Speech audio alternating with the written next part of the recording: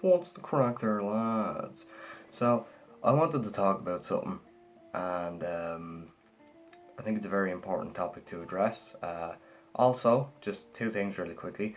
One is I'm posting this on my vlog channel and my gameplay channel, both of which are linked in the description. Let's see, what else is there? Oh yeah, while you're checking them out, there's me Twitter and there's me Instagram, assuming I didn't mix the two up. There's also me Snapchat in the description if you just want to add that. Yeah, that's about it. Let's get this video started.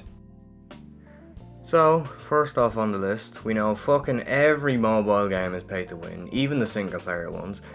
And that's kinda sad, if I'm honest. Couldn't imagine spending money on microtransactions on a good game, never mind the shit one on a screen so small the graphics could get away with 480p. Well, here's three examples anyways. Number one is Clash of Clans and, well, Clash Royale as well. Reading it now on Reddit, it's apparently nearly impossible to advance or quote unquote climb up the ladder, in their words, without spending quite a lot of money on it. Example number 2 out of 3, Dragon City.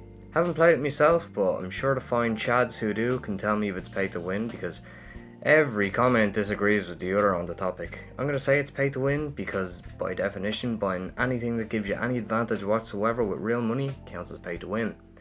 Example 303, I guess since it's not only a phone game, I might not include it in here, or I might not be able to, but whatever, you can get it on your phone, tablet, etc.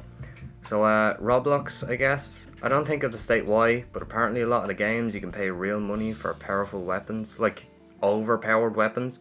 I don't really mind pay to win if it's purely single player, but man, even at that, it's pretty sad to use pay to win in any situation. Now for the actual games, and yeah, that might stir up a bit of controversy, but I don't care. Right, the first two I'm going to lump in together because they're basically the same game. NBA/FIFA.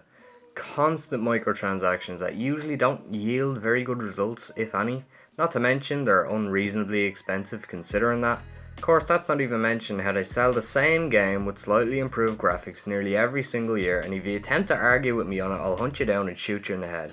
Sometimes they've worse game mechanics than the previous years. I'd hazard a guess that some of the older NBA or FIFA games were good, because even if you had to grind, you could still build or use good teams, whereas nowadays it's all pay to win. That's in quotation marks, by the way, because again, paying for packs usually gives you dupes, which are oftentimes useless. Personally, I'm not a big fan of the sports game genre, nor in real life sports, because I am far from a team player. So naturally I'm taking my info from other sources than first-hand experience. Next up on the list we have Metal Gear Survive. I never thought the Metal Gear Solid series would stoop so low as to not only go pay to win, but fucking lock save files behind a paywall. Like, hello?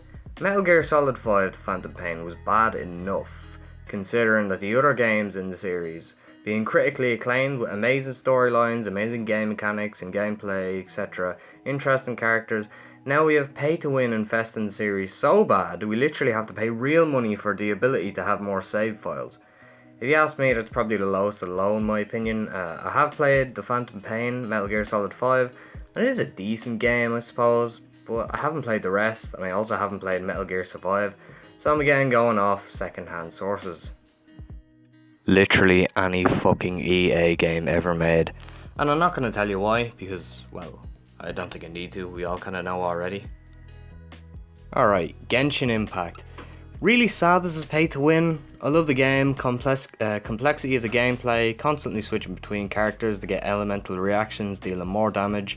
I love the game, the characters are interesting, the gameplay mechanics too, arguably better, or at the very least on par with Breath of the Wild, except it's way too grindy, like way too grindy.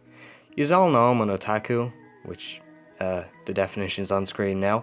So I love me anime. Naturally I'd love Genshin because it's anime style, to the point it would have been my number one game. Unfortunately though, as I mentioned, Genshin is way too fucking grindy. You get fuck all XP for finding anything at all, so leveling is unbelievably slow. You can use items to give you XP, which to their credit, you can get for free. But again, it takes ages to accumulate a half decent amount of them, and they get spent way too fast. Not to mention, similar to FIFA games, buying packs, I suppose you could call them, with the in-game currency usually yield duplicate items or characters, but at the very least you still get something out of it. Like duplicate weapons or items can be broken down into upgrade materials for your good or main items, and duplicate characters will unlock new abilities in the form of quote-unquote constellations for the characters that you've already got.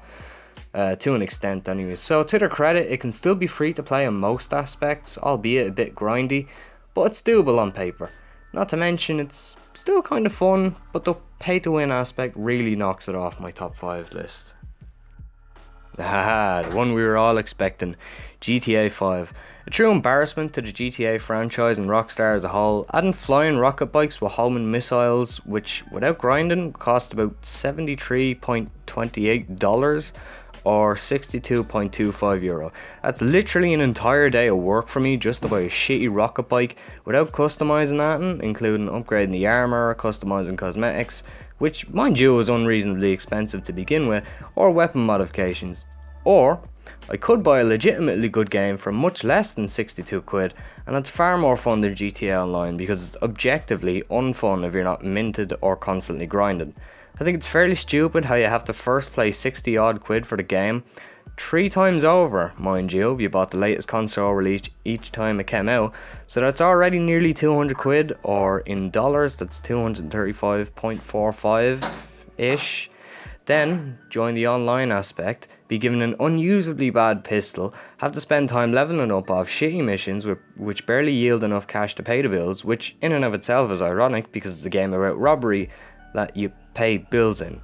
Of course, once you level up enough, you can purchase other useless weapons with the immense amount of money it took weeks to grind, only to find that you're still vulnerable to a 7-year-old on his rocket bike with homing missiles. Even when you have one, the game is still shit because it becomes too easy for some parts, but too hard on others.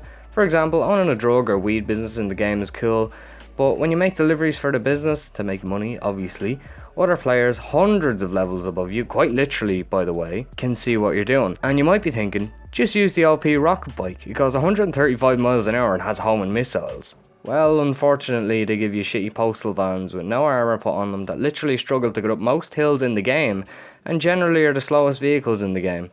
I could go on, but I think you see me point. And by the way, no, I didn't pay for any of that stuff. I grinded my ass off for literal fucking months, and only because of in-game discounts and bonus money from the missions I did I get the nightclub, Terabyte, and then a Presser Mark II. In other words, the rocket bike, and it still took months. I hope this puts into perspective how grindy the game is. Even with $1 million a month, it's still pretty fucking grindy. Warzone is next on our list, and it's also the last game on our list. First of all, we've all heard about that notoriously shitty skin, which according to my little brother, the name of it is Rose, which makes you practically invisible, which I guess was quote-unquote unintentionally pay to win. It was realistically probably a marketing scheme to get the game some attention on the news or whatever, but that is just skepticism, so do take it with a grain of salt. Of course, it's debatable whether Warzone is pay to win, but I have seen, or more accurately read about, some pay to win aspects of the game. For instance, leveling up your guns on multiplayer, which mind you is locked behind a paywall, is far easier than doing just what's free, and there's some other stuff too, like one of my mates told me one of the best guns in the multiplayer game was locked behind a paywall. Season Pass, I believe. Then again, I'm not so sure now that I've done my research. These days, however, it wouldn't really surprise me. Now, I've only played a small bit of Warzone's Battle Royale mode, and I'm not paying for the multiplayer just to be destroyed even quicker by either pay-to-win nerds or people who are just better at the game than me, which is quite a lot, so I can't say from first-hand experience. Alas, the conclusion. Sad, but the video has to end eventually. As you've probably noticed, I don't play many pay-to-win games, well, because they annoy me in the worst way, because if I buy a game in a subscription service like, let's see, PS Plus or Xbox Live or whatever, why should I be expected to pay even more just to have the tiniest ounce of fun in the game I've already bought? GTA is the worst example of this, but there's plenty more. So you could argue, well, Smasher, Genshin is definitely in your top 10, probably even your top 5 games, and that's pay to win, mostly. Well, yeah, but it's not overly done like most. Not to mention, it's not PvP, so I've got reason to go free to play. Not to mention, the game's that are free to play but have microtransactions do need to make back the money they used to make it, so it is reasonable. Fortnite, as much as it kills me to admit, did the microtransaction system right.